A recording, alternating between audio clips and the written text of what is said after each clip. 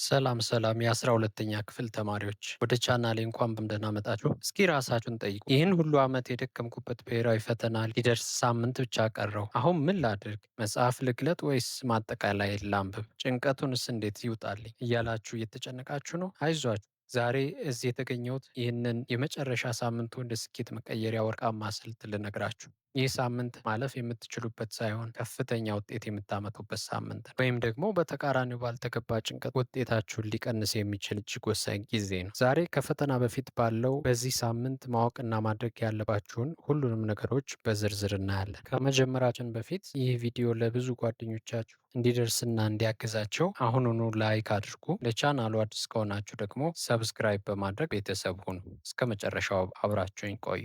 በመጨረሻው አንድ ሳምንት ተማሪዎች የሚሰሯቸው 3 ትልልቅ ስህተቶችን እነግራችኋለሁ። ሚስቴክ ዋን፣ አዲስ ርዕስ ለመጀመር መሞከር። ብዙ ተማሪዎች በመጨረሻው ሳምንት የሚሰሩ ትልቅ ስህተት አለ። እሱም ይህንን ቻፕተር አልጨረስኩም ወይም ይህንን አዲስ መጽሐፍ አላነበብኩትም ብለው አዲስ ርዕስ ለመጀመር መሞከር ነው። ይህ በፍጹም ስህተት ነው። ለምን መሰላችሁ? አዲስ ነገር ስታነቡ የማይገባችሁ ከሆነ በራሳችሁ ላይ የመተማመን ስሜታችሁ ይወርዳል። በፊት ያጠናችሁትም እንድትረሱ ያደርጋል። አሁን ሰዓቱ ያጠናችሁበትን የምታጠናክሩበት እንጂ አዲስ እውቀት የምትገበዩበት አይደለም። ስህተት 2፣ እንቅልፍ ማጣትና የሌሊት ጥናት። ፈተና ደርሷል ተብሎ ሌሊቱን ሙሉ ሻይና ቡና እየጠጡ ማደር በዚህ ሳምንት ፍጹም መቆም አለበት።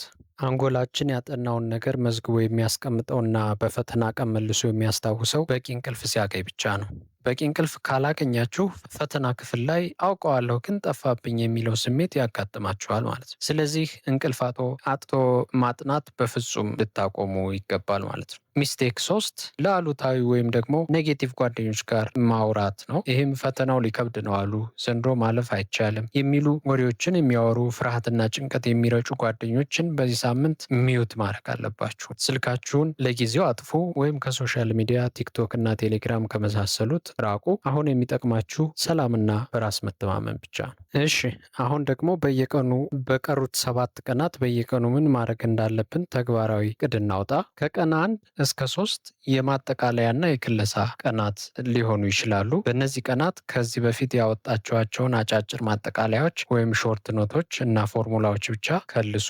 ቪዥዋል የሆኑ ቻርቶችንና ማይንድ ማፖችን ለመመልከት ሞክሩ። ከቀን 4 እስከ ቀን 5 ባሉት 2 ቀናት ደግሞ የፈተና ልምምድ ቀናት ናቸው። የቀደሙት ዓመታት ብሔራዊ ፈተናዎችን በሰዓት ገድባችሁ ስሩ። ልክ ፈተና ክፍል እንዳላችሁ አስባችሁ ሞባይላችሁን አጥፍታችሁ በ2 ሰዓት ውስጥ ለመጨረስ ሞክሩ። ይህ ሰዓት አጠቃቀማችሁን ወይም ታይም ማኔጅመንትን ያሻሽለዋል። ቀን 6 ላይ የእረፍትና የዝግጅት ቀን ነው። በዚህ ቀን ጥናቱን ቀነስ አድርጋችሁ አንጎላችሁ እረፍት ስለሚያስፈልገው ከባባድ ስራዎችን ከመስራት መቆጠብ ያስፈልጋል። ሌላው በዚህ ሳምንት አትኩሮት ከሚገባቸው ነገሮች መካከል አንዱ ጤናና አመጋገብን በተመለከተ ይሆናል። በዚህ ሳምንት የሚበላሹ ምግቦችን ለምሳሌ ያልተለመዱ የጎዳና ላይ ምግቦችን እንደዚሁም በልታችኋቸው የማታውቁ ለእናንተ እንግዳ የሆኑ ነገሮችን ባትመገቡ ይመከራል። ሆዳችሁን እንዳያማችሁ ጥንቃቄ ማድረግ አስፈላጊ ነው። በቂ ውሃ ጠጡ። አንጎላችን ከ70 እስከ 80% ውሃ ስለሆነ ውሃ ስንጠጣ ትኩረታችንን ይጨምርልናል። ከፈተናው ከአንድ ቀን በፊት ምን ማድረግ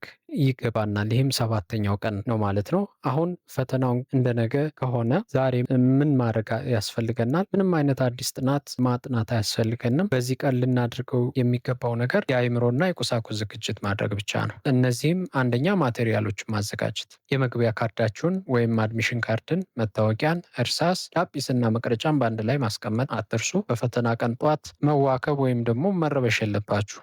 ሁለተኛ የፈተና ቦታን ማወቅ። ፈተናው የሚሰጥበትን ክፍል፣ ክላስ ወይም ደግሞ መቀመጫ ቁጥራችሁን ቀድማችሁ ማየት አለባችሁ ማለት ነው። ሶስተኛ ቀለል ያለ ምግብና ቀድሞ መተኛት። ምሽት ላይ ቀለል ያለ እራት ብሉ እና ቢበዛ ደግሞ በ3 ሰዓት ወይም ደግሞ በ4 ሰዓት ተኝታችሁ ከ7 እስከ 8 ሰዓት መተኛታችሁን እርግጠኛ ሁኑ። ለማጠቃለል ያህል አትጨነቁ፣ በቂ እንቅልፍ አግኙ፣ ያጠናችሁትን ከልሱና ራሳችሁን ጠብቁ። ቪዲዮ ከጠቀማችሁ አሁኑኑ ላይክ ማድረጋችሁን አትርሱ። ለ12ኛ ክፍል ጓደኞቻችሁ በየግሩፑ ሼር አድርጉላቸው። በሚቀጥለው ቪዲዮ እስከምንገናኝ ቻው።